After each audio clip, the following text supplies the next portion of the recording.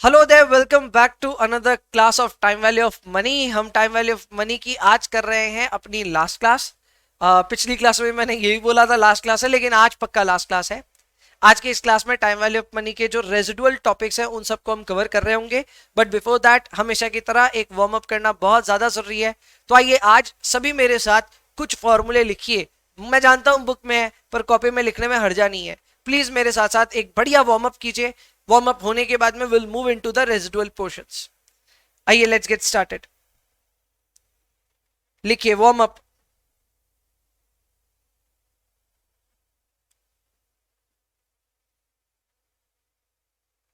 Warm up में सबसे पहला आप मेंशन करो category A.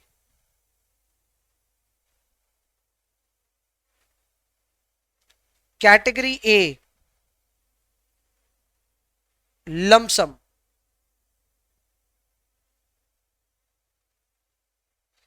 Category A lump sum future value का फॉर्मूला होता है PV into 1 + i to the power n। Present value का फॉर्मूला होता है future value divided by 1 + i to the power n।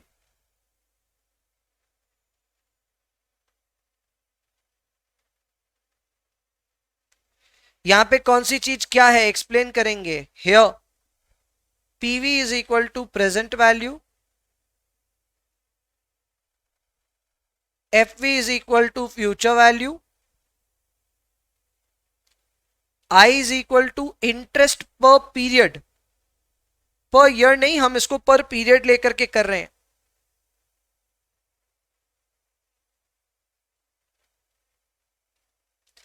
And n is equal to number of periods. अब ये period monthly, weekly, daily कुछ भी हो सकता है, एनुअली भी हो सकता है, सेमी एनुअली भी हो सकता है।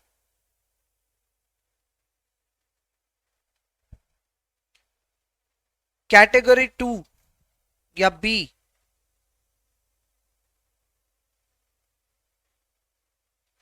Ordinary annuity. इसके ब्रैकेट में लिखो आप एंड। एंड क्यों लिखा? क्योंकि ये annuity end of the period में मिलती है।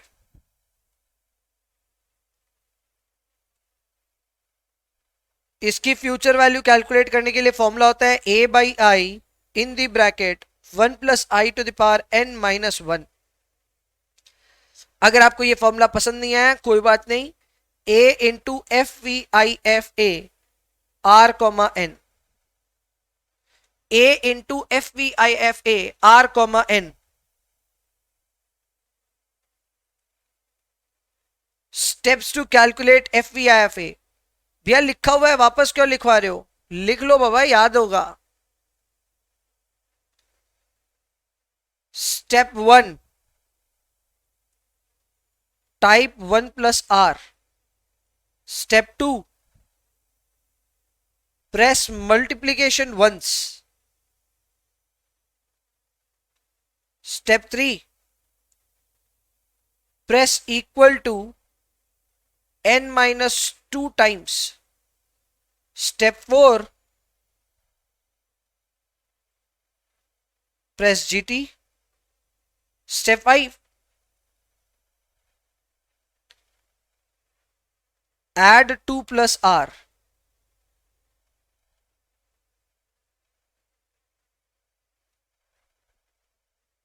add 2 + r, that is how we calculate FVIFA। बवाल इजी चीज है, हमने काफी प्रैक्टिस भी किया इस पे और सीखा किस तरह future value of annuity calculate किया जाता है, बहुत ही सिंपलिस्टिकल अंदाज में। नेक्स्ट है present value of annuity. Formula होता है a/i ब्रैकेट के अंदर 1 + i to the power n, एकदम सही है। -1 भी करते हैं, सही है। इसको पूरे को आप डिवाइड कर दो by 1 + i to the power n। इसके पीछे का मैंने आपको लॉजिक भी बताया था कि ये टेक्निकली और कुछ नहीं बल्कि future value of annuity divided by 1 + i to the power n है। सो ये इसका फॉर्मूला बनता है। दिखने में ये ज्यादा गंदा दिखता है पता है, लेकिन ये ज्यादा इंट्यूटिव है। ये ज्यादा अच्छे से ना हमको समझ में आएगा, गहराई में जाएगा ये हमारे।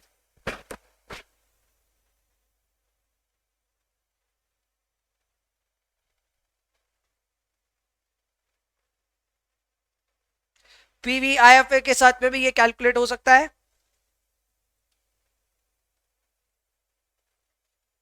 Steps to calculate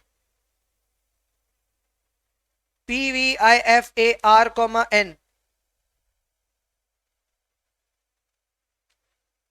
Step number 1, type 1 plus R.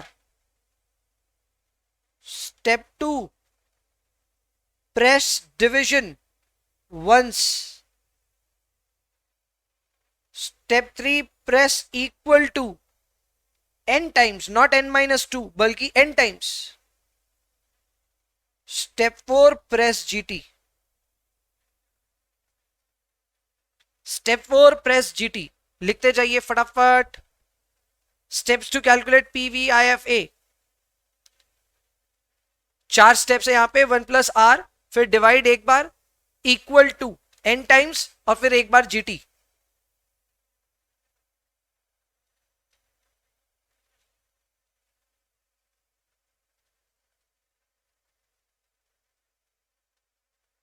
हमने ये पढ़ा हुआ था, एक नोट डाल दीजिए, note.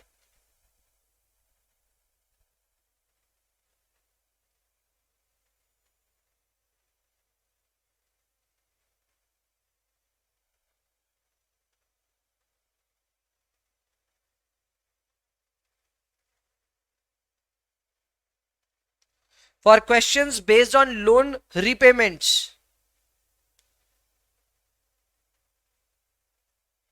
use formula for PVA. And for questions based on sinking fund,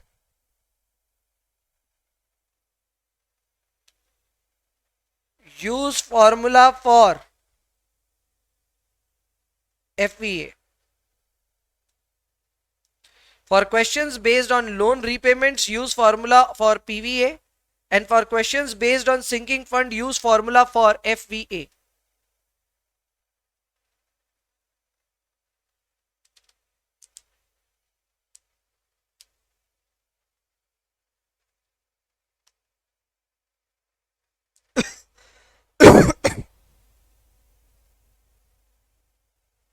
इस पे हमने एक एक सवाल बनाया भी है, सो इतनी बड़ी कोई बात नहीं है।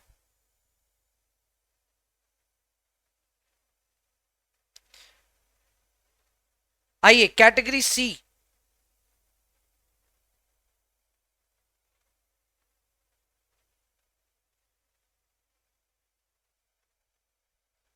Annuity due. एन्युटी ड्यू का मतलब होता है बिगिनिंग ऑफ द पीरियड वाला।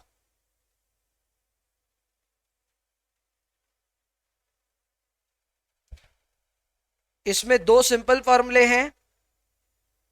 Future value of annuity is equal to A into FVIFA R, N into 1 plus I.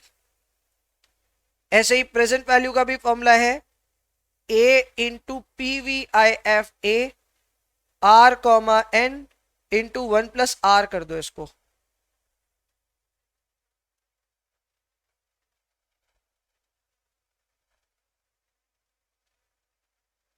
Simple फॉर्मूले, और हमने यहीं तक जो सीखा है सीखा है।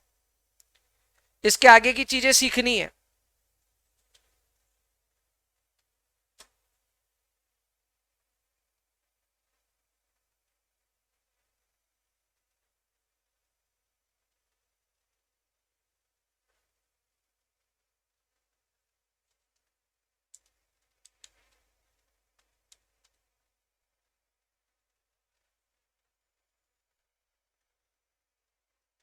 लो जी, यहां तक कंप्लीट किया क्या आपने?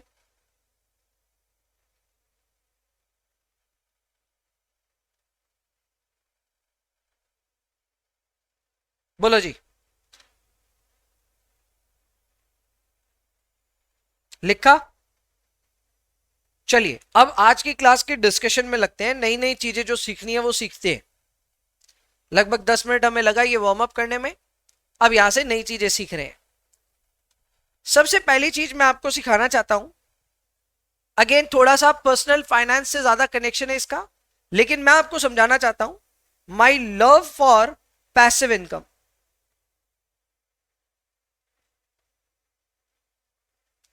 My love for passive income.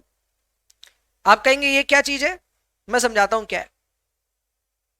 देखो भाई, आप सभी लोग अभी, आपके ऊपर जिम्मेदारियां नहीं है, आपके ऊपर डिपेंडेंट्स नहीं है, तो अभी फिलहाल ना आपको ये सब चीजों का शायद रियलाइजेशन नहीं होगा, पर ट्राई कीजिएगा आप मेरी सिचुएशन में आकर के बात करने की।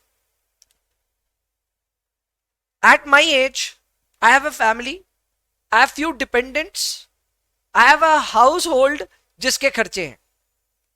मुझे ऑब्वियसली अर्निंग्स अच्छी हैं, हाउस होल्ड का खर्चा निकल रहा है, तो डेफिनेटली अभी मुझे कोई चिंता वाली बात नहीं है। But still I am trying to build something known as passive income stream. आजकल कई फाइनेंस इन्फ्लुएंसर्स भी है जो इसके बारे में बहुत बात करते हैं कि आपकी पैसिव इनकम होनी चाहिए। Not is passive income. Passive income ये है कि कल को मैं अगर ट्रैवल कर रहा हूं, छुट्टियां बिता रहा हूं, ऑस्ट्रेलिया या यूरोप में बैठा हूं, तो भी मुझे अपने लिए एक ऐसी इनकम स्ट्रीम बनानी है जिसमें मैं खुद काम ना भी करूं तो भी ये इनकम स्ट्रीम मुझे पैसे कमा करके दे। आप कहेंगे कैसे हो सकता है ये? हो सकता है, बहुत सारे पैतरे हैं इसको करने के, बट हाँ, ऐसी इनकम स्ट्रीम आपको बनानी चाहिए जहां से पैसे खुद ब खुद आएंगे, आपको कुछ नहीं करना, एंड खुद ब खुद आएंगे तो आप उससे अपने जो लिविंग एक्सपेंसेस हैं उनको ना साथ में अकोमोडेट कर सकते हो। जैसे एग्जांपल के तौर पे, अगर मुझे अपना घर चलाने के लिए मान लो 50,000 रुपए चाहिए, तो मेरा टारगेट क्या होना चाहिए? मेरा टारगेट ये होना चाहिए कि मैं कैसे भी करके, बहुत समय लगता है लेकिन अपनी पैसिव इनकम 50,000 रुपए पर मंथ तक ले आऊं। जैसे ये 50,000 पर मंथ आ जाएगा तो फिर मेरा टेंशन खत्म। अब जो मैं अपने बिजनेस से एडिशनली कमा भी रहा हूं, अपने इन्वेस्टमेंट से जो भी कमा रहा हूं, उससे मुझे चिंता नहीं है। ये जो मैंने पैसिव इनकम का एक हिसाब बैठा लिया है ना, तो इसके बेसिस पे बड़ा आराम से मेरे खर्चे निकल जाएंगे घर के, और मेरा टेंशन नहीं है, और इसमें मेरा एक्टिव इन्वॉल्वमेंट भी नहीं है। इस पे मैं बताता हूं कि मैं किस तरह से सोचता हूं, and this is very simple, बहुत आसान है इसको करना। मैं सिर्फ एक चीज लिखता हूं जिसके इर्द गिर्द के खर्चे समझा देता हूं आपको। जैसे कि नंबर 1 जो मेरे को ऐसा लगता है कि इसमें अच्छा खासा पैसा जाता है, एक गाड़ी मेंटेन करने का खर्चा। गाड़ी मेरी खुद ड्राइव करता हूं तो there is no driver, but उसके अलावा भी गाड़ी के जो ऊपर के खर्चे हैं, गाड़ी का मेंटेनेंस है, ये वो है, सब मिला करके, इंश्योरेंस है, सब मिला करके 10,000 रुपए पर मंथ मेरी गाड़ी पे खर्चा आ जाता है। ये एक्चुअल फिगर है। 10,000 रुपीज पर मंथ का खर्चा आता है इन टोटो ऑन माई कार। आपको ये बताते हुए मुझे बड़ी खुशी हो रही है कि इस गाड़ी के लिए जो ये 10,000 रुपए महीने का मुझे खर्चा करना पड़ता है, इसमें से एक भी रुपया मैं एक्टिवली जनरेट करता ही नहीं हूं। I have already created some passive income sources जो कि खुद ब खुद 10,000 रुपए मुझे पर मंथ दे देते हैं, और वो 10,000 रुपए एज इट इज मेरे गाड़ी के हिसाब से जो जो खर्चे लगने होते हैं उन पे लगते रहते हैं। मेरे को अब ना वो चिंता नहीं है कि मेरे को कमाना पड़ेगा और कमा करके गाड़ी मेंटेन करनी पड़ेगी। मैंने एक ऐसी पैसिव इनकम स्ट्रीम बना ली जिससे खुद ब खुद मेरे वो स्टैंडर्ड को मेंटेन करने के लिए मेरा खर्चा अपने आप निकलते जाएगा। Now this is very exciting to see कि अरे वाह, ये तो बहुत गजब चीज है। पर ये गजब चीज को करने के लिए लगता क्या है? पैसा। इस 10,000 रुपए पर मंथ को भी अगर आप जनरेट करना चाहते हैं तो आप यकीन मानिए बहुत ज्यादा पैसा आपको जरूरत पड़ेगा टू इन्वेस्ट, और वो इन्वेस्ट करने के बाद ही आपको यहां 10,000 रुपए अपने आप पर मंथ आता रहेगा। आप मुझसे जरूर पूछना चाहेंगे भैया कितना पैसा, करोड़ 2 करोड़ लगाना पड़ेगा क्या? नहीं, उतना भी नहीं, थोड़ा सा पैसा होगा, पर वो इन्वेस्ट करना होगा ताकि हमें 10,000 रुपए पर मंथ मिलते जाए। अब ये होगा कैसे, आइए समझते हैं। एकदम सिंपल एग्जांपल ले रहा हूं। सपोज करो मैं बैंक के पास में गया और बैंक को जाकर के पूछा कि आपके पास कोई एफडी है क्या, एफडी जिसपे मंथली इंटरेस्ट आप मुझे दोगे। उन्होंने बोला क्या सर, हमारी सारी एफडी पे मंथली इंटरेस्ट मिलता है। हमने बोला वेरी गुड, आप हमें बताइए कितना इंटरेस्ट आप दोगे।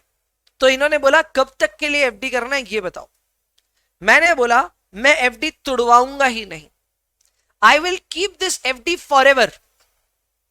बस शर्त यही है, मेरे को इसमें पैसे 10,000 रुपए महीने का इंटरेस्ट चाहिए। उन्होंने बोला सर सब हो जाएगा, आप बस बोलो कब तक एफडी रखना है। बोला फॉर एवर, मैं कभी एफडी हटाऊंगा ही नहीं, पर ये पैसा भी आते रहना चाहिए, पैसा कभी रुकना नहीं चाहिए। उसने बोला डील डन, अभी कर देते। उसने बोला कि सर आपकी एफडी पे 7.2% की रेट ऑफ इंटरेस्ट आपको मिलेगी पर एनम। कितना मिल रही है? 7.2% पर एनम। आपकी शर्त ये है ना सर कि आपको 10,000 रुपए इन्वेस्ट 10,000 रुपए की इनकम चाहिए पर मंथ, यही तो शर्त है ना सर आपको, या आपकी इंटरेस्ट इनकम आ जानी चाहिए, ये शर्त है आपकी। ठीक है सर, हम बताते हैं कितना रुपए इन्वेस्ट करना होगा आपको। और इन्होंने हमें कितना रुपया बताया, बताऊं?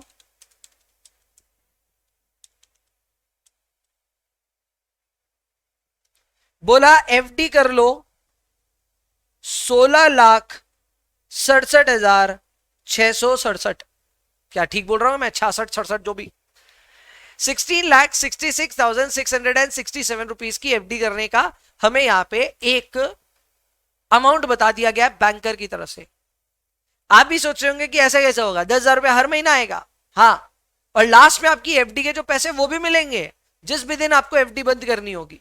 भैया क्या मजाक कर रहे हो? मजाक नहीं कर रहा हूं, सच बोल रहा हूं। देखो आप फील करो, आपके पास 16,66,667 रुपीज है। इस पे मान लो आपने ये 1 जनवरी को एफडी करी, इस पे आपको रेट ऑफ इंटरेस्ट है 7.2%, लेकिन 31 जनवरी को आपको जो इंटरेस्ट मिलेगा आप पूरा इंटरेस्ट विड्रॉ कर लोगे। तो इंटरेस्ट कितना मिलेगा?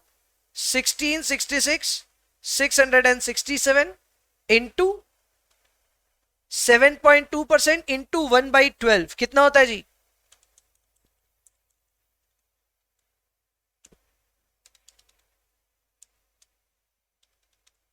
₹10,000 हो गए ना। तो आपको बेसिकली 31 जनवरी को 10,000 रुपए इसमें ऐड होंगे इंटरेस्ट के, बस उतने ही आप विड्रॉ कर लो। फिर अगले महीने वापस सेम सिचुएशन होगी, फिर आपका बैलेंस 16 लाख समथिंग है, आपको 28 फेब को भी इतना ही रिटर्न मिलेगा, 10,000 रुपए का इंटरेस्ट इनकम आएगा। फिर वापस उसको आप विड्रॉ कर लो, फिर वापस उतना ही बैलेंस बचेगा, ये 31 मार्च को भी होगा, एंड सो ऑन, ये चलता ही रहेगा सिलसिला। एंड जब आप नोटिस करोगे तो आप देखोगे कि आपका एफडी का बैलेंस हमेशा ही 16,66,667 है, पर वो जनरेट करके दे पा रहा है 10,000 रुपए पर मंथ। कब तक? इंफिनिटी तक। आपको जब तक चाहिए ये पैसे मिल सकते हैं आपको। एफडी बस तोड़ना मत, एफडी नहीं तोड़ोगे आपका काम होता रहेगा। अब आप शॉक हो जाओगे कि यार ये क्या बोल रहे हो, ये तो बहुत ही इंटरेस्टिंग कॉन्सेप्ट है। इस इंटरेस्टिंग कॉन्सेप्ट को कैसे समझा जाए? तो भाई इसको समझने का सीधा तरीका है, you need to know about a concept known as perpetuity. नाम सुनिए, नाम है इसका परपेचुइटी।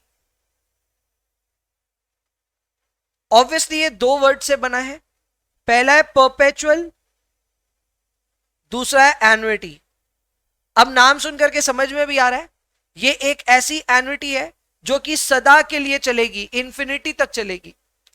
अगर हम इसका डायग्राम ड्रॉ करें तो कुछ ऐसा दिख रहा है कि हमको हर महीने के एंड पे 10,000 रुपए चाहिए। कब तक चाहिए हमें भी नहीं मालूम, बस चाहिए। तो लो जी, हमें पता नहीं है कब तक चाहिए, पर हर महीने चाहिए 10,000।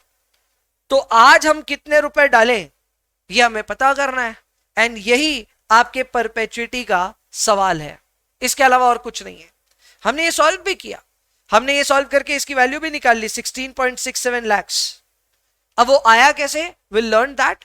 लेकिन हाँ, हमारा ये सिचुएशन हमें समझ में आ गया। इस सिचुएशन में गौर ये करना है कि हाँ यहाँ पे एक एन्युटी है, लेकिन वो एन्युटी खत्म ही नहीं हो रही है, इंफिनिटी तक चल रही है। इसका सिर्फ पीवी कैलकुलेट करना पॉसिबल है, इसका एफई किया ही नहीं जा सकता, क्योंकि हम खुद नहीं जानते इसका फ्यूचर कहां तक है। हमको कब तक 10,000 रुपए की जरूरत पड़ेगी हमें भी नहीं मालूम। सो यहां कोई फ्यूचर नहीं है, जो है इसका प्रेजेंट है। तो बस जब हम परपेचुइटी पढ़ेंगे तो हमें सिर्फ प्रेजेंट वैल्यू पढ़ना होगा। क्लियर? अब हम सीखते हैं कि ये हुआ कैसे, भैया ये कमाल किया कैसे। कोई फॉर्मूला बनाया आपने इस अमाउंट को ढूंढने के लिए? हाँ जी, फॉर्मूला बनाया। मैंने यहां माना let PV of perpetuity be X. जैसे जो 16,67 जो भी आया ना ये अमाउंट मान लेते हैं हमें नहीं मालूम, हम एक्स तो अज्यूम कर सकते हैं। तो इस पे मंथली इंटरेस्ट जो है वो कितना आएगा, इस पे मंथली इंटरेस्ट आएगा एक्स इंटू 7.2% इंटू 1/12। कितना आता है जी,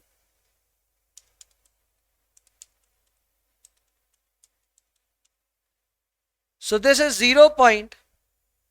0.006x, 0.006x। therefore 0.006x is equal to 10,000 and x is equal to 10,000 divided by 0.006। Check कर लो कितना आता है, आ गया अमाउंट। एलजेब्रा की मदद ली है हमने और यहां पे हमारी जो परपेचुइटी है उसकी पीवी कैलकुलेट कर ली। बहुत इजी है, जो भी हमारा प्रिंसिपल अमाउंट होगा उस पे 7.2% सालाना इंटरेस्ट, हमको महीने का चाहिए तो 1/12। तो हमारा जो इंटरेस्ट पोर्शन है वो है 0.006x। इसकी अमाउंट 10,000 के बराबर इक्वेट करनी है, तो x की वैल्यू ढूंढी और मिल भी गई। भैया ये लॉन्ग कट नहीं चाहिए, शॉर्टकट बता दो। शॉर्टकट भी है बच्चा, ये जो 10,000 आपको चाहिए ना, ये आपकी एन्युटी रिक्वायरमेंट है, तो आप इसे रखिए ऊपर। जो आपको नीचे 0.006 दिख रहा है ये दरअसल आपकी आई की वैल्यू है। नहीं समझ में आया, देख लो 0.072 यानी कि 7.2% तो साल का था। अगर इसी को मंथली में कन्वर्ट करें तो इट बिकम 0.072 डिवाइडेड बाई 12। कितना आता है 0.006 एग्जैक्टली, यानी आई। यानी फॉर्मूला बहुत ही ज्यादा सिंपल है दोस्तों। फॉर्मूला इज कि अगर आपको प्रेजेंट वैल्यू कैलकुलेट करनी है ऑफ परपेचुइटी तो उसका फॉर्मूला होगा A by I, that's it, nothing more nothing less. एकदम इतना सा फॉर्मूला है। इसे हम कहते हैं क्या, परपेचुइटी। परपेचुइटी होती है एक ऐसी एन्युटी जो कि परपेचुअली आप एंजॉय करना चाहते हो और इसकी सिर्फ प्रेजेंट वैल्यू करना पॉसिबल है, आप इसकी फ्यूचर वैल्यू कैलकुलेट नहीं कर सकते। बोलो जी, क्या आपको ये समझ में आया? जीनत बोल रही है भैया ऐसे क्या पैसिव इनकम जनरेशन के लिए क्या करना पड़ेगा, कोई रोबोट बनाना पड़ेगा? वेल सच्ची बात है, मैं ना आज से 2 या 3 टर्म्स पहले तो क्लास में भी ये बात बोलता था कि मुझे ना अपना एक पैरेलल फिगर खुद क्रिएट करना है। मतलब मुझे एक ऐसा गौरव काबरा खड़ा करना है जो कि इस गौरव काबरा के एब्सेंस में भी साल का 1 करोड़ रुपया कमा सके। आप बोलेंगे क्या मतलब कुछ भी फेंकने लगे तो कुछ भी, अरे अभी पॉसिबल नहीं है, आगे कभी ना कभी होगा। आगे ऐसी सिचुएशन आएंगी जब 1 करोड़ क्या उससे ज्यादा भी बन रहे होंगे और वो अपना भेजा यूज करके अपना एक और रिजेम्बलेंस मुझे खड़ा करना है। वो दिखेगा किसी को नहीं, but that will bring in money and money gives you liberty to do anything in your life. अब मैं मन मर्जी आदमी हूं, ठीक है, I have done CA CFA, my friends are doing really well in Bangalore, Singapore and many other cities. पर मेरे अंदर ना ये ललक हमेशा से थी कि नहीं नहीं नौकरी कौन करेगा, खुद का काम करेंगे। एंड ये खुद का काम करने के चक्कर में साल 2015 से जो चक्की पिसिंग पिसिंग पिसिंग चल रही थी वो अभी तक आप देख सकते हैं नॉन स्टॉप स्ट्रगल चालू है। हाँ, लास्ट 2-3 साल have been fortunate enough and we have been able to make handsome amount of money, लेकिन फिर भी this industry is not that easy. आप सबको बताइए, ये सबको बता भैया, वो दूल का डोर सुहाना लगे है ना, वैसा है। तो इंडस्ट्री डिफिकल्ट है एंड खूब स्ट्रगल करना पड़ा। तो इतनी स्ट्रगल करके यहाँ तक जब पहुंच रहे हैं तो ऑब्वियसली कई चीजें पूरे प्रोसेस में सीखी हमने और वही मुझे सिखाती है, फाइनेंस की अंडरस्टैंडिंग होने की वजह से मुझे सिखाती है कि पैसा कितना ज्यादा इंपॉर्टेंट है। अपने इनिशियल ईयर्स में पैसे कमाने बहुत मुश्किल होते हैं एंड उस समय ऑब्वियसली आप बहुत स्ट्रगल करते हो और हर बार यही सोचते हो कि यार कैसे भी करके ये हो जाएगा तो बाद में मैं अपनी जिंदगी अपने हिसाब से जीऊंगा, है ना। तो कभी ना कभी आपको वो फाइनेंशियल इंडिपेंडेंस चाहिए और इसके लिए अगर हम आज से अभी से नहीं सोचे अबाउट इन्वेस्टमेंट्स, नहीं सोचे about a parallel Zeenat, a parallel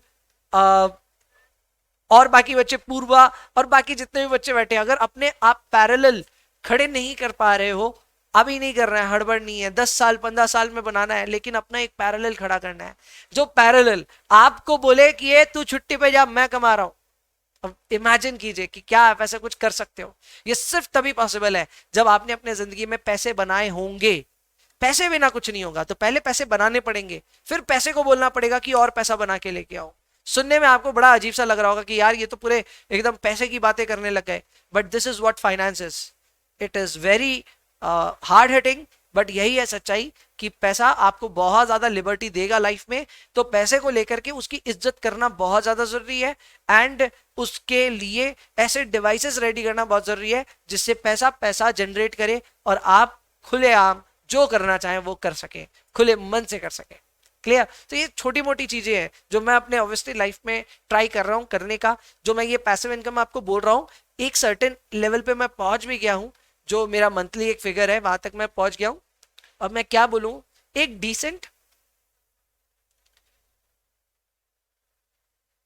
decent CA जब अपना फ्रेशर जॉब में जब जाता है तो जितने रुपए उसको इन हैंड मिलते हैं उसका लगभग 50% मेरा पैसिव इनकम ऑलरेडी जनरेट होता है। This passive income, active income नहीं है, ठीक है।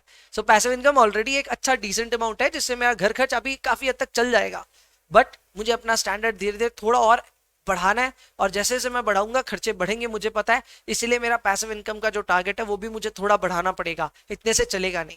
तो दिन रात प्रयास चल रहा है, चेष्टाएं चल रही है, देखेंगे कहां तक पहुंचेंगे। बट यस, बड़ा मजेदार है ये सब चीज, फाइनेंस बहुत मजेदार है। एंड इसीलिए मैंने आपको ये एग्जांपल दिया ताकि आपको परपेचुइटी की पूरी फीलिंग समझा सकूं। ये फॉर्मूला बताना बहुत आसान है, मैं बता के निकल जाता, ये भाई आई हो गया खत्म, लेकिन I wanted you to listen to the practical part of it as well. मैं आपको ये सिखाना चाहता था कि इसको रियल लाइफ में आप इंप्लीमेंट कैसे कर सकते हैं। सुनने में मुझे पता है 16 लाख बहुत बड़ा अमाउंट है, बट किसने कहा आपको कि 10,000 रुपए पर मंथ छोटी अमाउंट है? 16 लाख रुपए अगर आपके पास हो जाए किसी भी वक्त जीवन में, मैंने जो रेट का भी असम्पशन लिया ना वो भी कोई तूफान रेट नहीं लिया। आई टुक 7.2%, कोई बहुत ज्यादा रिटर्न नहीं है, ये हल्का ही रिटर्न है, कोई खास नहीं है। लेकिन इसके बावजूद आप सिर्फ इसी चीज पे गौर कीजिए कि सिर्फ 16 लाख रुपए अगर आपके पास हो जाए तो आप 10,000 रुपए हर मंथ जनरेट कर पाएंगे। अब आप अपने लिए वो ख्वाब बुनिए कि वो 10,000 से क्या होगा। किसी के 10,000 से हो सकता है कि घर ही चल जाए, किसी के 10,000 में हो सकता है माँ बाप की दवाइयां आ जाए, किसी के 10,000 से हो सकता है कि यार हम कोई सोशल सर्विस कर लें। 10,000 रुपए पर मंथ कोई छोटा फिगर नहीं है। इसको अचीव करने के लिए मात्र 16 लाख रुपए चाहिए। आपको अभी बहुत बड़ा फिगर लग रहा होगा 16 लाख, लेकिन मैं अगर मात्र बोलूंगा और आप भी मात्र बोलने लगेंगे ना मेरे पीछे, तो आपको सच में ऐसा टाइम दिखेगा जब आप 16 लाख पे पहुंच भी जाओगे और आप बोलोगे कोई मेहनत ही नहीं लगी पहुंचने में। करेक्ट? सो उस तरह के लेवल पे हम पहुंचेंगे, मुझे पूरी आशा है। समय लगेगा पर पहुंच जाएंगे सबके सब, ठीक है। सो ठीक है, जो सीख रहे हैं वो धीरे धीरे इंप्लीमेंट भी करेंगे, या हमारा वक्त आने दो। एनीवेज, हम लोगों ने अभी जो सीखा वो था परपेचुइटी, पर अब ना हमें इसको थोड़ा सा और एडवांस्ड करना है। एडवांस क्या करना है समझो जी। एडवांस्ड ये है कि अभी जो सिचुएशन मैंने ली इसमें एक गड़बड़ है। गड़बड़ ये है कि मैं बोल रहा हूं, मैं ये बोल रहा हूं कि मेरे को 10,000 रुपए चाहिए हर महीने।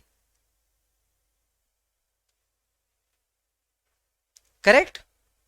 मेरे को 10,000 रुपए चाहिए हर महीने। ना मेरा क्वेश्चन ये है आपसे कि किसने कहा आपको कि आज अगर गाड़ी खर्चा आपका 10,000 रुपए महीना है तो आज से 3 साल बाद भी 10,000 रुपए ही आ रहा होगा? गाड़ी पुरानी हो जाएगी। अरे नहीं भी पुरानी होगी तो गाड़ी पे जो आज खर्चे आ रहे हैं सर्विस का ही ले लो, 3 साल बाद आपको नहीं लगता एक्सपेंसिव हो जाएगा? इन्फ्लेशन है कि नहीं है आपके देश में?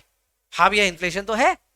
तो इन्फ्लेशन है तो मैं कहता हूं कि आप क्यों 10,000 रुपए ही हर बार पाना चाहते हो? क्यों नहीं हम एक ऐसी कंडीशन लगाए कि ये थोड़ा थोड़ा करके ग्रो होता रहे। ज्यादा नहीं मांगेंगे पर थोड़ा तो मांगेंगे। भैया एग्जाम्पल के तौर पे मैं चाहता हूं कि मेरा ये जो 10,000 का अमाउंट है फर्स्ट ईयर का या फर्स्ट मंथ का, मैं चाहता हूं मंथ ऑन मंथ ये 0.1% से ग्रो करे। बहुत छोटा परसेंटेज लिया है मैंने, जानबूझ के लिया है, लेकिन 0.1% से मैं चाहता हूं ये ग्रो करे। क्या ये कर सकता है? हाँ कर सकता है। अगर 10,000 को हम 0.01% ऐड करते हैं तो अगला इंटरेस्ट 10,001 रुपए आता है बहुत कम, लेकिन धीरे धीरे ये बढ़ने चालू हो जाएगा। इसी के अगले महीने, अच्छा 0.1% बोला ना, सॉरी माय बैड, 0.1% होता है 10 रुपए एक्स्ट्रा। फिर आगे और 0.1% जोड़ूंगा तो इट विल बिकम और 10 रुपए एक्स्ट्रा। फिर 0.1% जोड़ूंगा तो और 10 रुपए एक्स्ट्रा हो जाएगा। तो कहावत सुनी है ना, बूंद बूंद से सागर बनता है, वैसा ही कुछ हो रहा है जी। यहां पे हम अपने इंटरेस्ट को सेम नहीं रख करके एक छोटी सी कंडीशन डाल दिए कि हमारी ग्रोथ होनी चाहिए 0.1% पर मंथ। याद रखिए दोस्तों, हमारी कमाई हो रही थी 0.6% पर मंथ पे। अब हम चाहते हैं कि उसमें ग्रोथ भी हो साथ साथ। अब कितने रुपए इन्वेस्ट करने पड़ेंगे ये हम जानना चाहते हैं। तो ये कैलकुलेट करने के लिए फॉर्मूला जो है वो थोड़ा बदल जाएगा। अभी फॉर्मूला था PV is equal to A by I, पर अब मुझे ए जो चाहिए उसको ग्रो भी करना है। तो अब इसका उपाय क्या निकले? तो ए को तो देखो हम ग्रो नहीं कर सकते, कहां तक ग्रो करेंगे? हम आई में से ग्रोथ एक्सपेक्टेशंस को माइनस कर देंगे, यानी कि हमारा फॉर्मूला बन जाएगा A divided by I minus जी। अब इस फॉर्मूले के हिसाब से आपको 10,000 रुपए पर मंथ चाहिए, आपको रिटर्न मिल रहा है 0.06%, यानी 0.006, और इसमें आपको ग्रोथ चाहिए 0.001, माइनस कर दीजिए।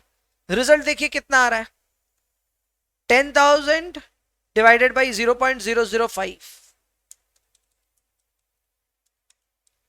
20 लाख रुपए। लो जी, थोड़ा सा फिगर बढ़ गया आपका।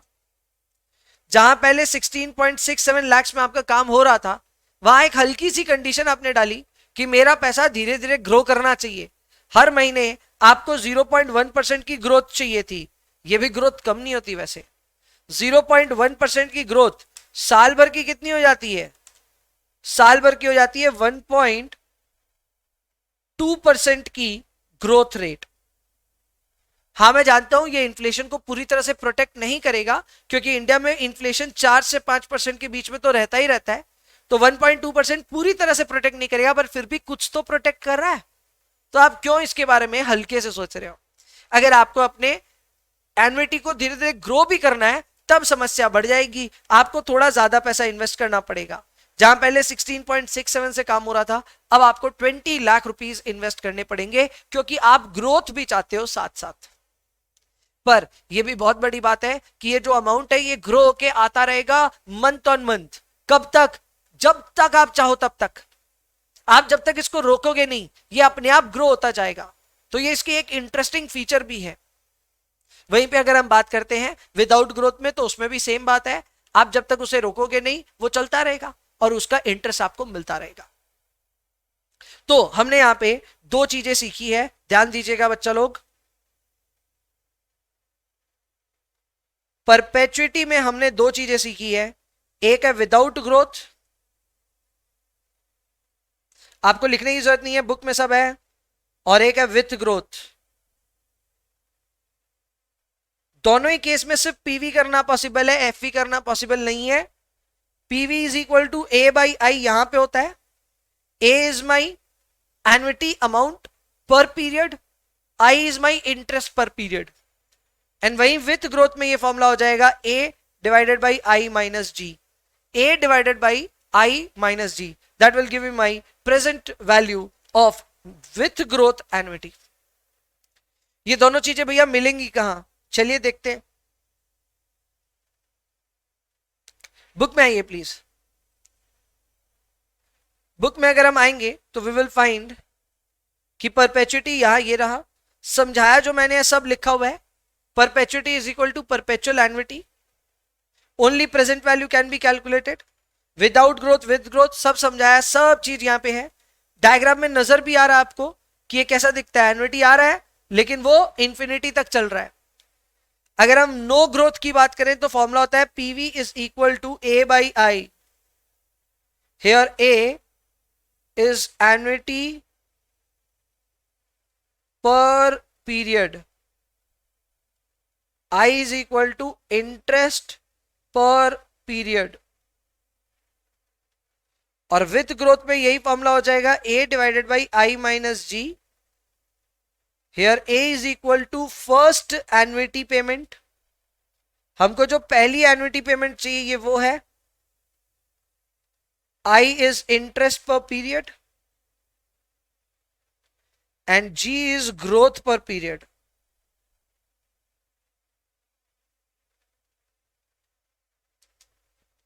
So PV is equal to A divided by I minus G. लिख लीजिए प्लीज इनके फॉर्मूले. और अगर आपने लिख लिया है तो इनके दो सवाल है जो हमें बनाने हैं.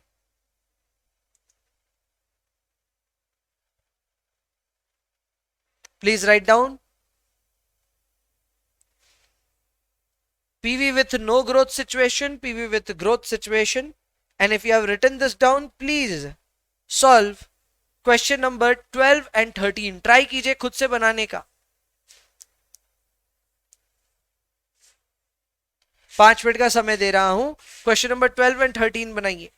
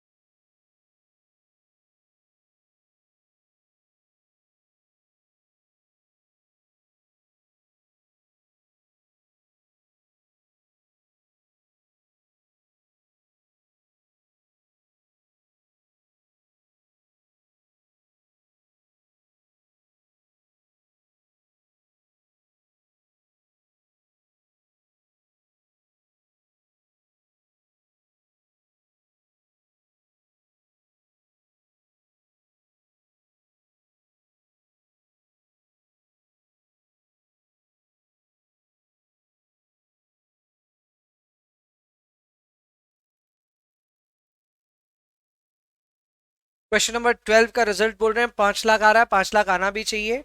Result would be 3000 divided by 8% per annum है, नहीं चलेगा, हमको पर मंथ चाहिए। सो 0.08 डिवाइड बाई 12 इज 0.0006666। अब आप जितनी बार लिखना चाहो लिखो, रिजल्ट जितनी बार ज्यादा 6 लिखोगे 5 लाख के करीब आते जाएगा। अगर आपने 0.0067 ही लिया है तो शायद ये आ जाएगा।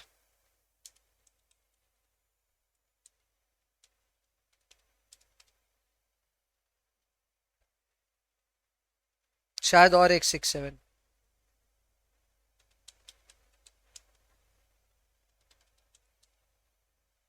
हाँ जी, क्लियर क्या?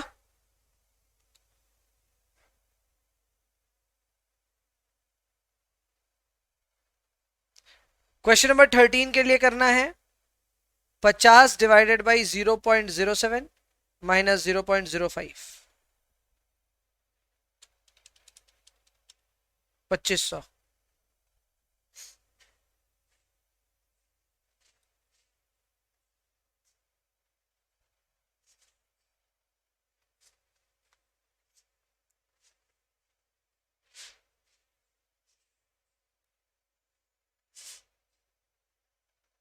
बोलो जी।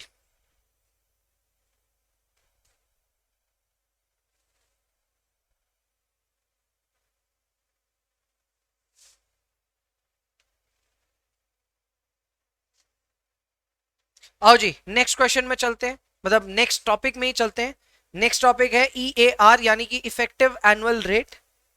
सीखते आइए नई चीज। सबसे पहले कॉपी में आते हैं। चलो एक सवाल मैं आपको पूछ रहा हूं, आप जवाब देना, ठीक है? अगर आपको मैं 12% पर एनम पैसे दूं,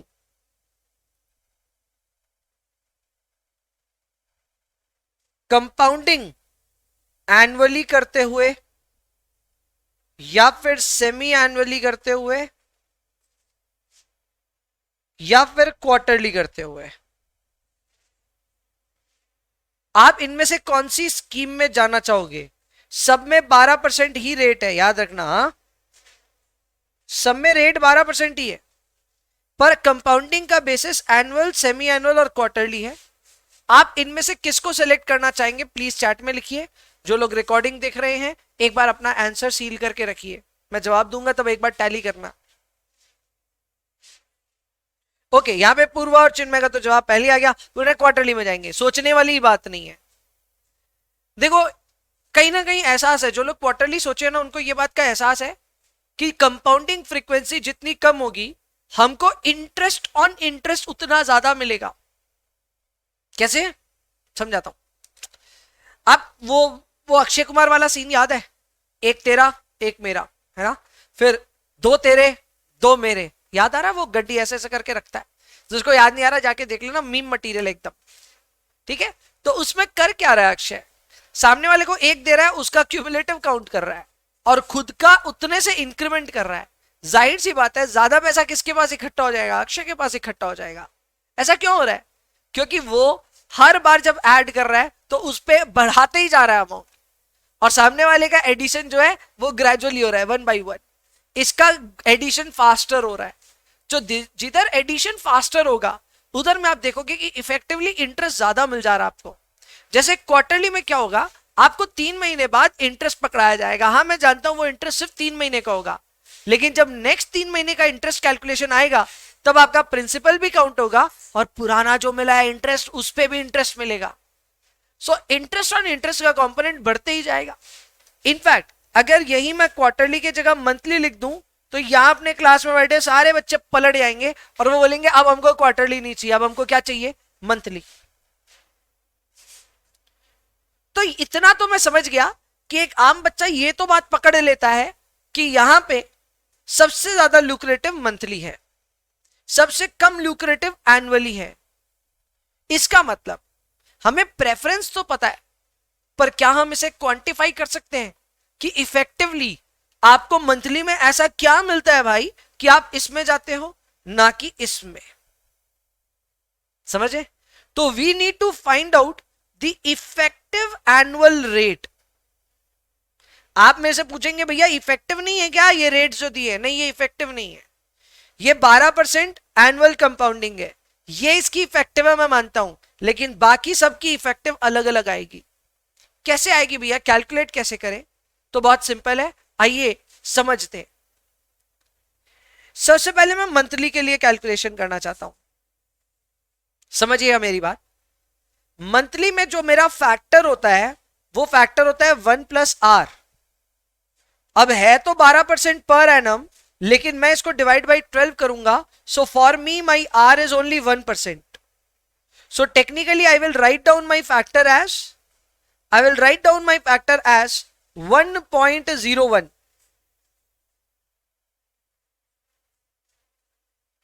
1.01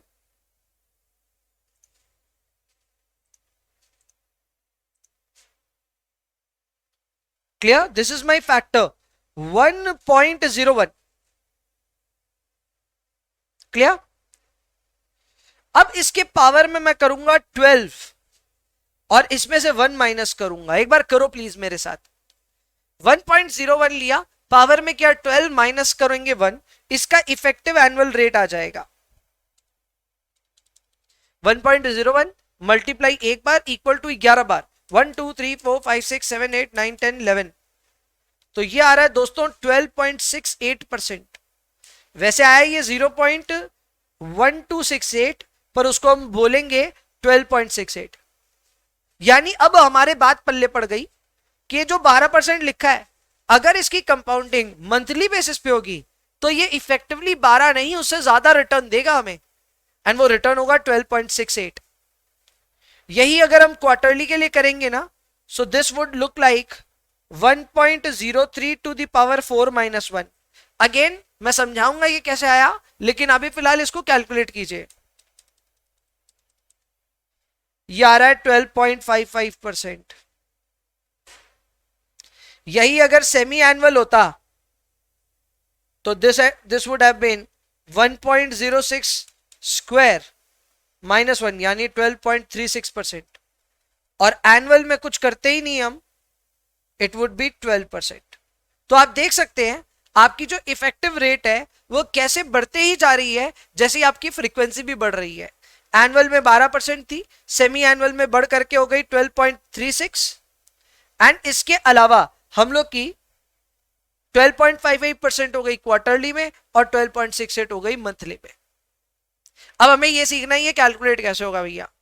तो देखो, इसको कैलकुलेट करने का एक सीधा सा फॉर्मूला है, अभी कॉपी में लिख रहा हूं, बुक में भी लिखाऊंगा। फॉर्मूला है 1+I/m पावर में m-1। यहां I क्या है? I is interest per annum given. जैसे अपने वो सब में 12% दिया हुआ था ना, तो 0.12 बिकम्स माई I। ये पर एनम रेट होनी चाहिए। M क्या है? M है number of compoundings per annum. साल में कितनी बार आपको इंटरेस्ट मिल रहा है? अगर हम सेमी एनुअल में हैं तो M की वैल्यू होगी 2। अगर हम क्वार्टरली में हैं तो M की वैल्यू होगी 4। अगर हम मंथली में हैं तो M की वैल्यू होगी 12। बात समझ में आ रही है? बस, और तो क्या है, फॉर्मूला इतना ही है। अब यही रीजन है कि क्यों हमने मंथली को 1.01 टू द पावर 12 - 1 किया था। ये 01 कैसे आया था? 0.12 डिवाइड बाई 12। ये रहा 0.12, ये रहा डिवाइड बाई 12, और पावर में 12 क्यों आया अब वो भी समझ में आ रहा है। क्वार्टरली करने गए थे तो ये हुआ था 1.03 टू द पावर 4। काय को? अगेन सालाना rate 0.12 divide by number of quarters in a year 4, तो वो बन गया 1.03 अंदर, पावर में 4 - 1। क्लियर? एंड ऐसे ही 1.06 to the power 2 - 1 for semi annual, 1.06 power 2 - 1 for semi annual. इसको हम जरा एक बार बुक में लिखना चाहेंगे, आ जाइए प्लीज बुक में। फॉर्मूला लिखिए, effective annual rate is equal to 1 plus I by M power में m minus 1। Here I is equal to interest percentage per annum, m is equal to number of compoundings per annum, m is equal to number of compoundings per annum।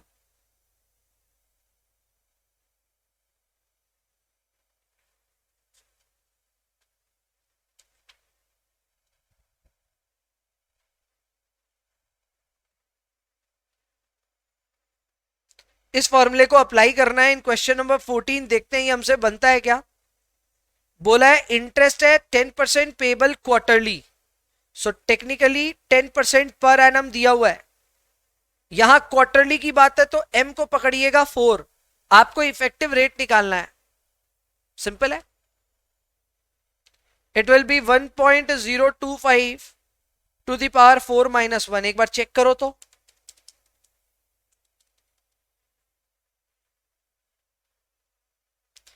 Check करो कि क्या आपका भी result आ रहा है क्या। Formula होता है 1 plus I by M to the power m minus 1। 10.38% Chinmay का भी आ रहा है, which is good, perfect. Zeenat, Isha, Purva, बताइए आप लोग भी, आर यू गेटिंग 10.38%? यस, चलो ठीक है, परफेक्ट, बहुत बढ़िया। अब एक थोड़ा सा ट्रिकी सवाल, अब एक तो ट्रिकी सवाल आना ही चाहिए ना, इतना बच्चा बच्चा सवाल बनाएंगे क्या फायदा है। चलो जी, क्वेश्चन नंबर 15 में आओ। क्वेश्चन नंबर 15 में बोल रहा है कि बैंक ऑफ दिल्ली है जो कि 8% इंटरेस्ट देता है और क्वार्टरली कंपाउंडिंग करता है। फिर बैंक ऑफ गुड़गांव भी है जो कि बैंक ऑफ दिल्ली के इफेक्टिव एनुअल रेट को मैच करना चाहता है, wants to equal the bank of Delhi effective annual rate. तो भाई बैंक ऑफ दिल्ली का इफेक्टिव एनुअल रेट पहले तो निकालना पड़ेगा ना, जो भी आएगा वही इफेक्टिव एनुअल रेट किसको चाहिए, गुड़गांव वाले को भी चाहिए। गुड़गांव वाले का लेकिन फर्क ये है कि उसका इंटरेस्ट जो है वो मंथली बेसिस पे आता है, थोड़ा सा डिफरेंस है। उसका क्वार्टरली आ रहा था, इसका मंथली आ रहा है, लेकिन फिर भी दोनों को इफेक्टिव रेट सेम चाहिए। तो जाहिर सी बात है इसका इंटरेस्ट रेट 8% से थोड़ा सा ना कम रखना पड़ेगा इसको, क्योंकि ये कंपाउंडिंग ज्यादा बार कर रहा है ना। तो अगर इसका इंटरेस्ट रेट 8% से थोड़ा कम होगा तो भी इसका इफेक्टिव एनुअल रेट मैच कर सकता है। आंसर में आप देख भी सकते हैं, आंसर 8 से थोड़ा सा कम ही आया है। क्यों आया, रीजन मैंने समझाया। बैंक ऑफ गुड़गांव चाहता तो इफेक्टिव एनुअल रेट को सेम करना है with respect to bank of Delhi. Bank of Delhi 8% पे क्वार्टरली कंपाउंडिंग कर रहा है, ये क्योंकि मंथली कंपाउंडिंग कर रहा है तो इसका रेट ऑफ इंटरेस्ट 8% से थोड़ा कम होना चाहिए ताकि इसका ईएआर मैच कर जाए। अगर ये 8% डॉट रख देगा तो इसका ईएआर मैच नहीं करेगा, एक्सीड कर जाएगा। तो इसको रेट क्या रखना है वही पूछा है कि इसका नॉमिनल, कोटेड या फिर एपीआर क्या होना चाहिए ताकि इसका इफेक्टिव एनुअल रेट मैच हो जाए। आइए लेट्स डू इट। आइए इसको कॉपी में करेंगे। Please write down solution to illustration number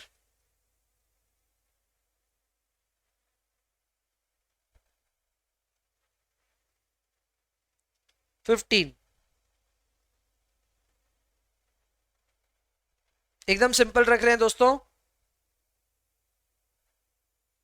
पहले आया bank of Delhi. Bank of Delhi का ईएआर कैलकुलेट करना आसान है, फॉर्मूला होता है 1 plus I by M to the power m minus 1। Here I is equal to interest per annum which is 8% यानी 0.08। m is equal to number of compoundings per annum, क्योंकि हम quarterly की बात कर रहे हैं तो साल में 4 क्वार्टर्स आते हैं, तो 4 बार इंटरेस्ट भी मिलेगा। Therefore EAR is equal to 1 plus 0.08 divide by 4 power में 4 minus 1, so it will be 1.02 power में 4 माइनस 1,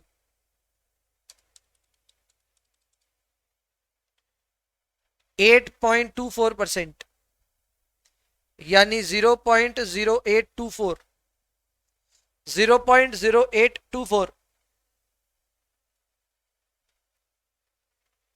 बैंक ऑफ दिल्ली का ईएआर हमने बड़े आराम से निकाल लिया। रेट दिया हुआ था 8%, क्वार्टरली कंपाउंडिंग भी था। So 1 plus 0.08 divided by 4 to the power 4 minus 1 किया, कैलकुलेट किया, रिजल्ट हमारे सामने है 8.24%, यानी 0.0824 is the result for bank of Delhi.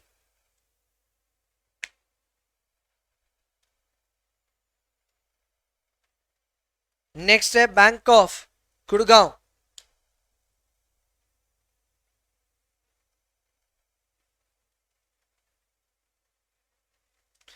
Bank of Gurgaon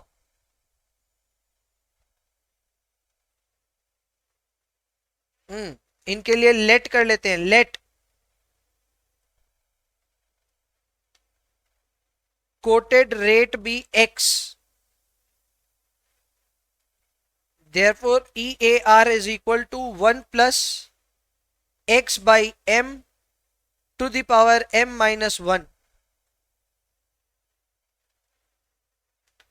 is equal to 1 plus x by, अब याद रखिए इन भाई साहब के लिए यानी बैंक ऑफ गुड़गांव के लिए आपकी मंथली कंपाउंडिंग हो रही है, सो m की वैल्यू होगी 12, पावर में होगा 12 minus 1, therefore 1 plus x by 12 to the power 12 minus 1 is equal to 0.0824। याद रखिए इसको अपना इफेक्टिव एनुअल रेट 0.0824 तक पहुंचाना है। हमें इसका ईआर पहले से मालूम है, हम तो उल्टा कैलकुलेशन करके इसका रेट ऑफ इंटरेस्ट डिटरमाइन करना चाह रहे हैं। तो आइए इसको सॉल्व कर लेते हैं। 1 plus x by 12 to the power 12 is equal to 1.0824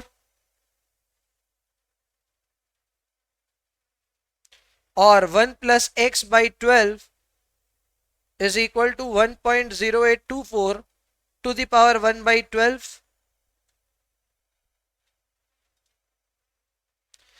इसकी वैल्यू दी हुई है दोस्तों,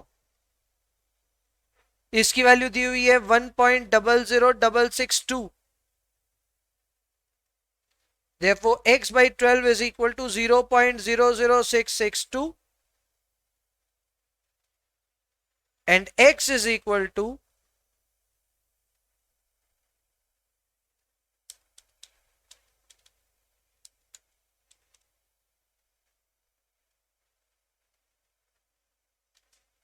7.94%, 7.94%।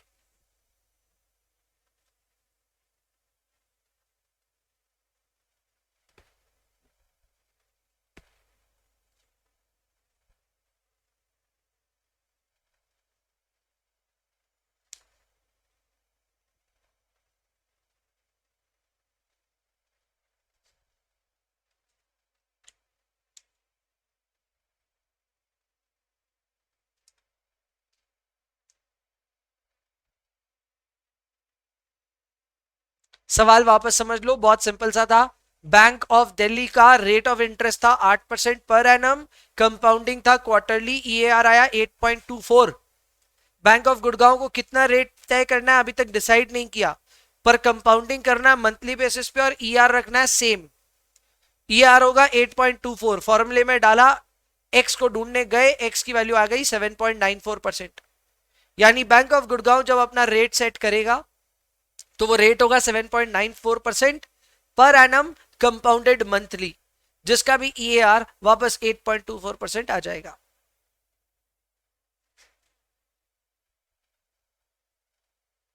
बोलो जी, इज इट क्लियर और नॉट क्लियर?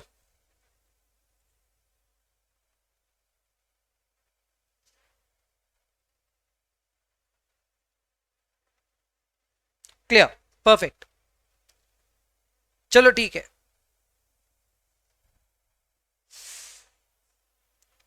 अब एक सिचुएशन समझाता हूं आपको मैं। नेक्स्ट सिचुएशन का नाम है कॉन्टिन्यूअस रेट ऑफ रिटर्न। मैं आपको इसमें ना ज्यादा कंफ्यूज नहीं करना चाहता, बस आपको कुछ चीजें समझाना चाहता हूं इसके बारे में।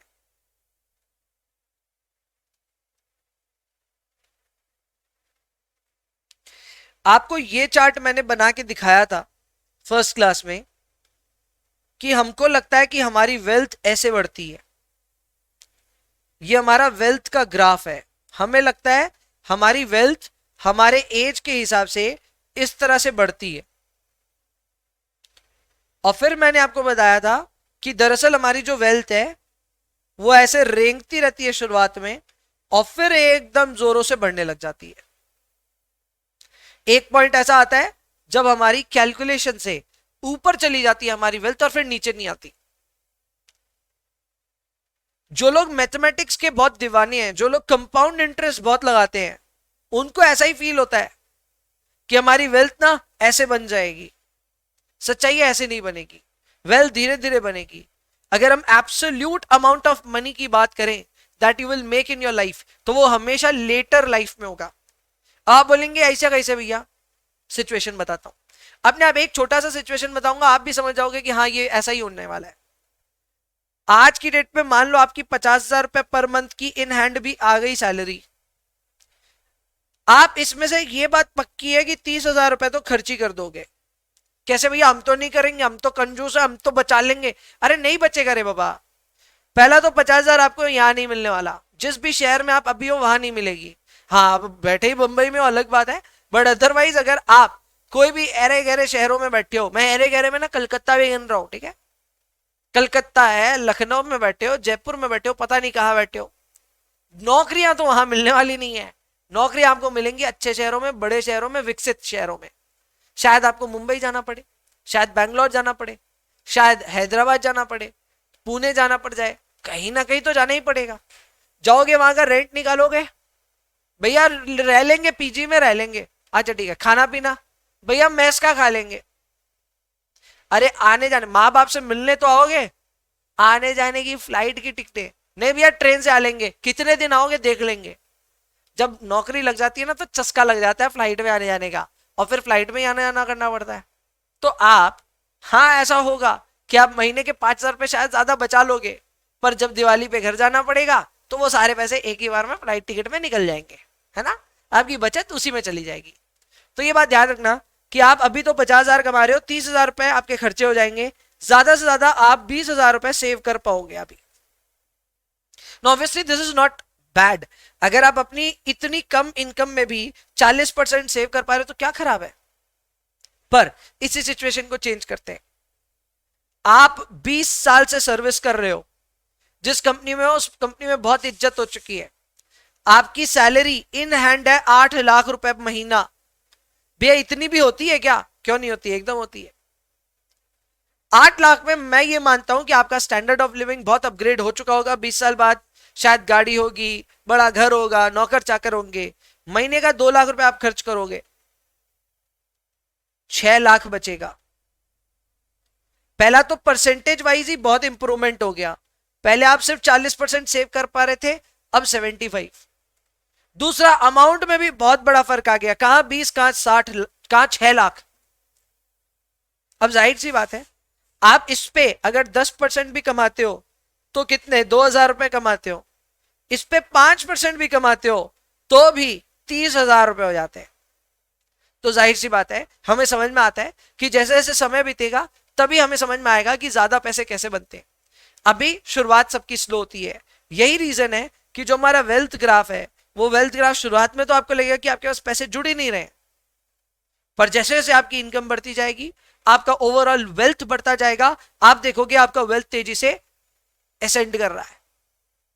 अब इस तरह के ग्राफ को जब आप मेजर करने जाओ तो आपको एक्सपोनेंशियल यूज करना पड़ता है। एक्सपोनेंशियल क्या होता है भैया?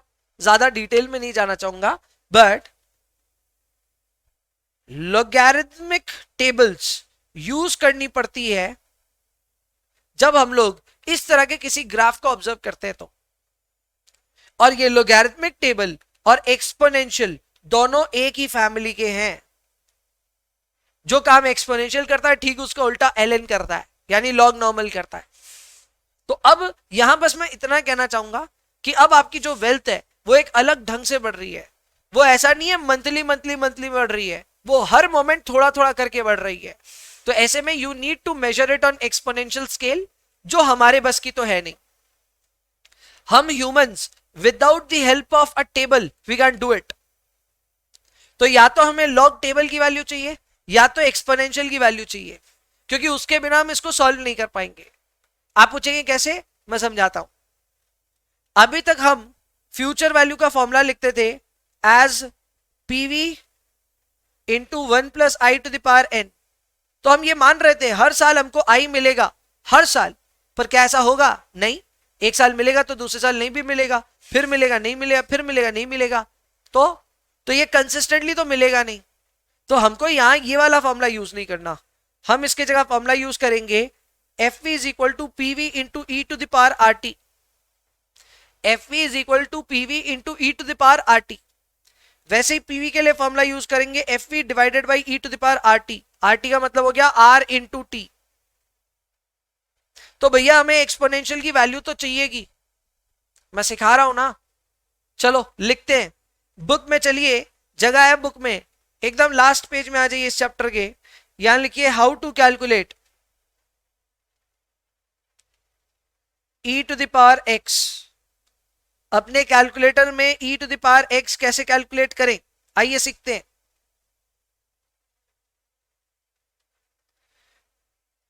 How to calculate E to the power X. Step 1, type X. शुरुआत तो ऐसे ही होती है, सबसे पहले आपको x टाइप करना है।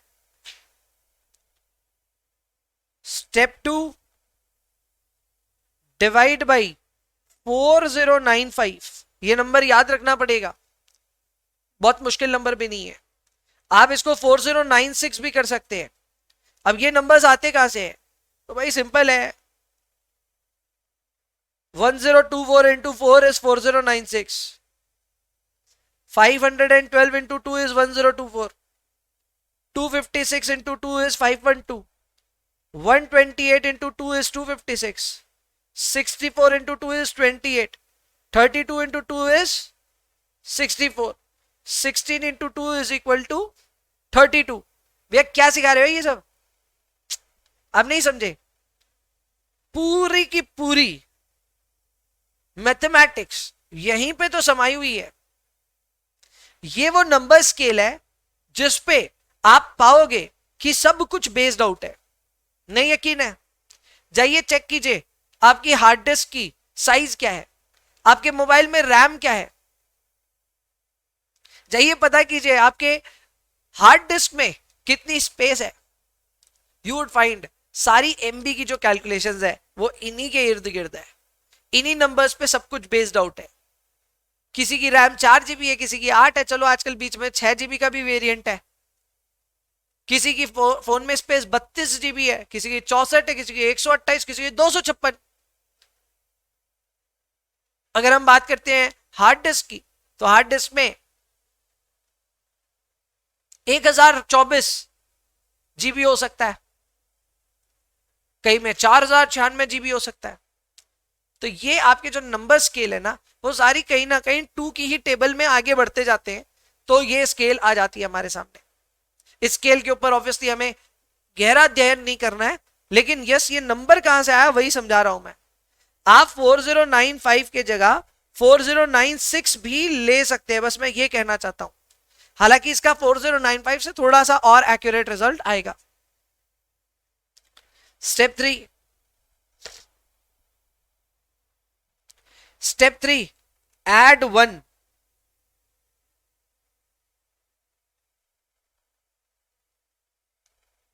स्टेप 4, अब ये थोड़ा ज्यादा है, हाँ। Press into and equal to 12 times. भैया इनटू इक्वल टू क्या हुआ? पहले एक बार इंटू एक बार इक्वल टू, इसको मैं एक गिनूंगा। सो कॉम्बिनेशन है इंटू इक्वल टू, भैया साथ में प्रेस करना है। अरे नहीं नहीं, पहले इंटू फिर इक्वल टू करके देखे। यहां देखो लिया हुआ है e टू द पावर 0.30 जिसकी वैल्यू 1.3499। चेक करें रिजल्ट आ रहा है क्या। तो चलिए शुरू करते हैं। सबसे पहले आप कैलकुलेटर में टाइप कीजिए 0.30, इसको डिवाइड कीजिए बाई 4096। मैंने 4096 लिया है, डिवाइडेड बाई 4096। इसमें ऐड कीजिए 1 और इक्वल टू प्रेस कर दीजिए। यहां पे एक और चीज लिख लीजिए, and press equal to once. Add किया 1 और इक्वल टू प्रेस किया। अब मेरे कैलकुलेटर पे 1.000073242118। आपके भी यही है। अभी तक हमने क्या किया, 0.30 लिया, डिवाइड किया 4096 से, ऐड किया 1 और इक्वल टू प्रेस करके बैठे हैं। अब इनटू इक्वल टू का कॉम्बिनेशन 12 बार। ये एक बार हुआ, अभी 2 3 4 5 6 7 8 9 10 11 12। मेरा रिजल्ट आ रहा है जी 1.3498। So close.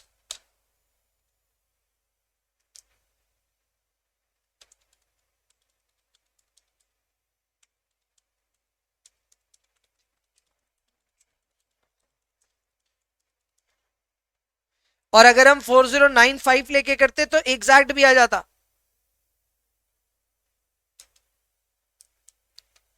वन 1.3499 या फिर 1.3498 जो भी आया है। देखिए आप एक्सपोनेंशियल कैलकुलेट करना सीख गए अपने कैलकुलेटर में।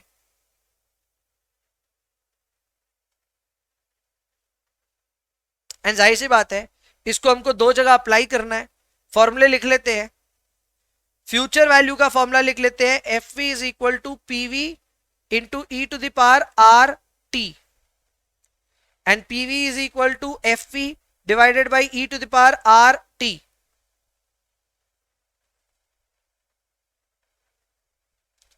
Here R is equal to interest rate per annum, T is equal to number of years. R is equal to interest rate per annum, T is equal to number of years.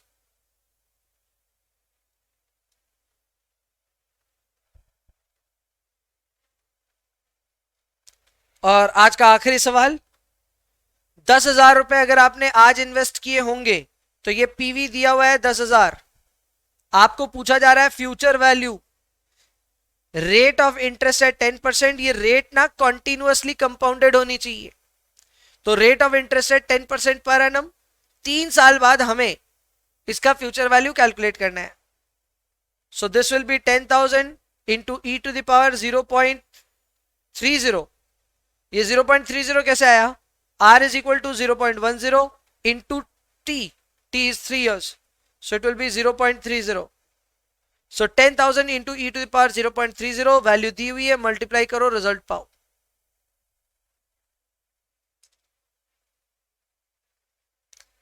Although यहां value दी है, हमने calculate करना सीखा है। e to the power x या e to the power r कैसे calculate होता है हमें समझ में आ गया है। And this is how we compute the exponential value.